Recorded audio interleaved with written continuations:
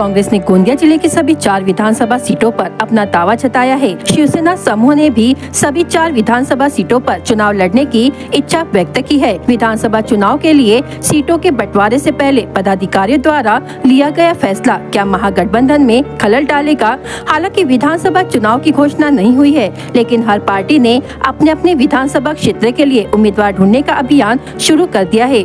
गोंदिया जिले में लोकसभा में महाविकास आघाड़ी में कांग्रेस को मिली सफलता के अनुरूप महाविकास आघाड़ी में कांग्रेस ने सभी सीटों पर दावा करते हुए सभी 4 विधानसभाओं में चुनाव लड़ने की इच्छा व्यक्त की है।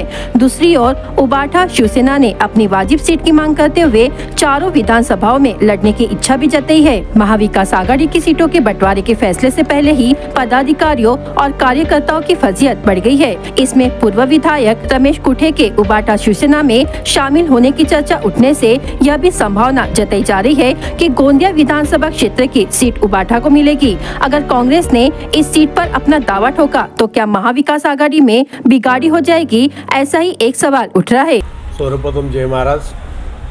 आमच्या पक्षनेते माननीय उद्धव बाळासाहेब ठाकरे यांची जी शिवसेना साहेबांचा जे आदेश आहे, आम्ही संपूर्ण महाराष्ट्रामध्ये 288 जी सीट आहे त्या लढण्याची आमची तयारी आहे। पण महाविकास आघाडीचे गठन केलेले आहे। तसंच गोंदिया जिल्ह्यामध्ये जे आमची 4 विधानसभा आहे त्या विधानसभामध्ये आमची लढण्याची संपूर्ण तयारी आहे।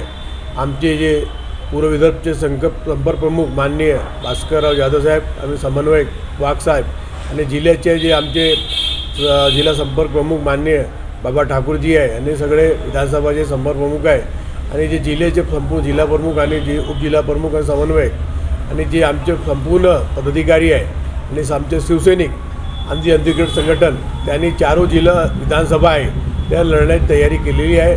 माननीय पक्षप्रमुख उद्धव बाळासाहेबांचे जे आदेश होतील त्या आदेशप्रमाणे मी पुन्हा लढणार आणि जे आमचे महाविकास आघाडीचे जे सर्व पक्षाचे मोठे नेते आहे, आमचे उद्धव बाळासाहेब आहे, शरद पवार साहेब आहे आणि माननीय राहुलजी आहे, जे निर्णय घेणार मुख्यमंत्रीच्या ते पक्षप्रमाणे होणार आणि आम्ही 4 विधानसभा लढण्यात तयारी आहे। साहेबांचे आदेश आला तर आम्ही 4 विधानसभा लढण्याची तयारी करून लढण्याचं तयार आहोत। जय महाराज। गोंदिया जिल्ह्यामध्ये काँग्रेसनी 4 विधानसभा मतदारसंघ आहेत आणि या 4ही मतदारसंघावर काँग्रेस पक्षाने मागणी केलेली आहे प्रदेश काँग्रेसकडे आणि हायकमांडकडे।